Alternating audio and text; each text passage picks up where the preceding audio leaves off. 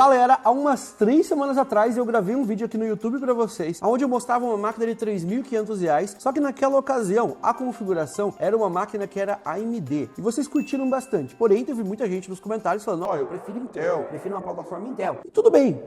Se você prefere Intel, a gente vai montar uma configuração também para você na mesma faixa de preço, porém com processador da Intel. Eu até respondi algumas pessoas lá dando ideias de configurações, mas hoje eu vou trazer um vídeo aqui que eu possa ser até mais explicativo para vocês, tá bom? Então sejam bem-vindos ao vídeo aqui, onde eu vou mostrar para vocês como você montar uma configuração de R$3.500, orçamento limitado, tá? A melhor configuração dentro de R$3.500, porém com processador e plataforma da Intel. Então, bora conhecer essa configuração.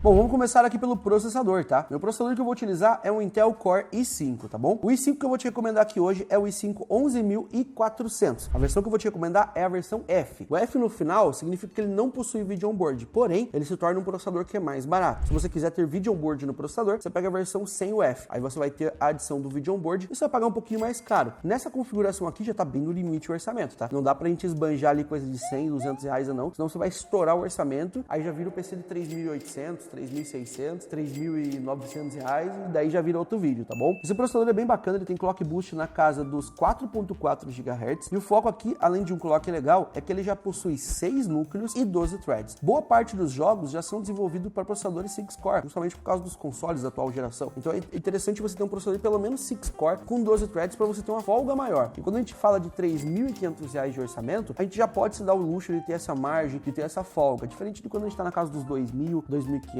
que aí a gente é obrigado a partir para os 8 threads, que não é a melhor opção para o segmento de jogos hoje, porém é a opção que cabe dentro daquele orçamento, tá? Agora em 3.500 dá pra gente colocar um processador de 12 threads legal, como 11.400 na plataforma Intel. Lá no vídeo da AMD eu recomendei uma opção AMD, aí você assiste a versão da AMD lá para você descobrir qual que é a opção que eu coloquei, tá bom? Esse processador vai funcionar na H510 e na B560, vai funcionar também nas placas mãe Z590, H570 também, mas a gente vai focar aqui em colocar na B560, que eu acho que é a mais interessante dentro dos preços que eu tenho hoje no site. A diferença de preço dela para uma H510 é de coisa de R$30, então vale a pena a gente colocar uma B560 porque a gente tem um chipset superior que aceita frequência maior de memória RAM. Isso vai dar pra gente um pouquinho mais de performance, algo na casa de 7%, dependendo do game ali, você pode enxergar facilmente ali de performance a mais só pra gente alterar essa frequência. Então peguem a B560 porque ela vai te dar essa vantagem nesse momento. Essa placa-mãe B560 que eu tô utilizando aqui é da MSI, é uma placa-mãe que tem 2 slots de memória, tem suporte a M2, algumas USBs, PCI Express, no geral um kitzão completo para você utilizar num setup gamer. Na memória RAM são 16 GB de memória Mancer Dantalion, 3.200 MHz é a frequência, por isso que eu falei para você pegar a placa-mãe chipset superior para você poder aproveitar essa frequência. Se a gente ficasse limitado a 2.666, você ia perder ali na casa de 7% em alguns jogos e nessa faixa de orçamento dá pra gente explorar essa performance a mais sem prejudicar tanto o nosso orçamento, tranquilamente. Você viu ali que deu para encaixar sem fazer grande sacrifício. Então 3.200 MHz é a frequência. Os módulos que eu tô utilizando são 2 de 8, 16 GB, que é o recomendado para jogos hoje. Com exceção de um ou outro jogo bugado que lançou ali, que pede um pouquinho mais, 16, 17 GB,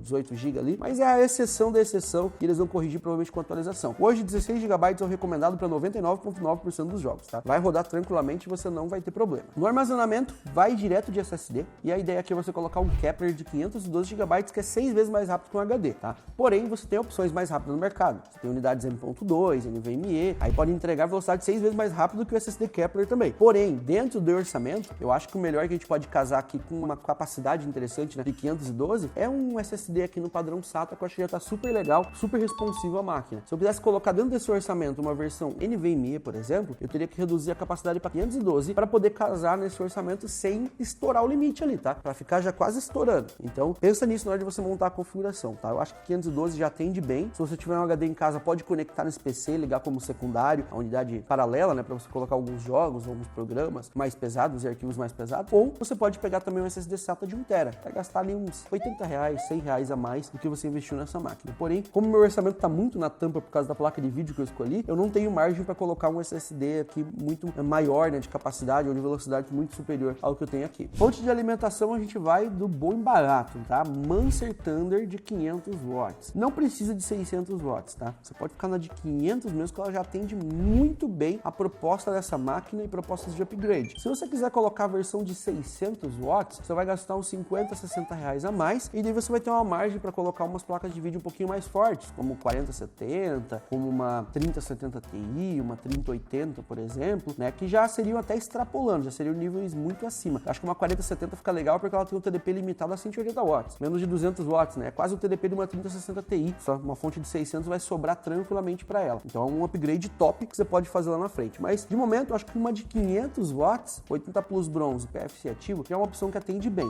Dá para você colocar ali até uma 3060 Ti, uma 4070 já fica bem no limite, mas dá para colocar também uma 4070, mas já fica muito no limite, tá? Então cuidado com as opções que você vai colocar nessa fonte aqui, tá? Tenta colocar com uma gordurinha, uma margem a mais. E o gabinete que eu escolhi aqui hoje é um gabinete que tem lateral em acrílico, PSU cover, tem a frente ventilada, tem ali 3 ventoinhas que já vem de fábrica, então isso dá uma vantagem super bacana. Você vai economizar uns 80 reais facilmente só para ele vir com essas 3 ventoinhas. Tem várias opções que vocês podem escolher, da Mancer, TGT, Pichau, Cougar, Cooler Master, entre 150, 180 reais mais ou menos e 200 reais. Qualquer opção nessa faixa de preço ali vai dar para encaixar sem muito problema nesse orçamento aqui. E agora chegamos à cereja do bolo, que é a nossa placa de vídeo, tá? Aqui eu escolhi uma placa de vídeo da AMD, tá nessa configuração. Poderia ser uma Nvidia também, poderia ser uma Intel. Porém, a da Intel ainda falta um pouquinho, né, para alcançar algumas GPUs ali da Nvidia e também da AMD, então eu não vou colocar nesse orçamento aqui. Seria uma A380, por exemplo, tá? Eu acho que o desempenho dela vai ficar lá perto da 1650, então a gente pode ir além disso, né? A gente pode ter muito mais desempenho do que isso nesse orçamento aqui. A minha ideia foi colocar uma RX 6600. A 6600 de 8 GB é uma placa sublime para Full HD. Ela roda os jogos em Full HD, com boa qualidade, a mais de 60, 70, 80 FPS, games um pouquinho mais antigos roda até passando de 100 aí tranquilamente. GTA V você vai rodar a 100 e tantos FPS,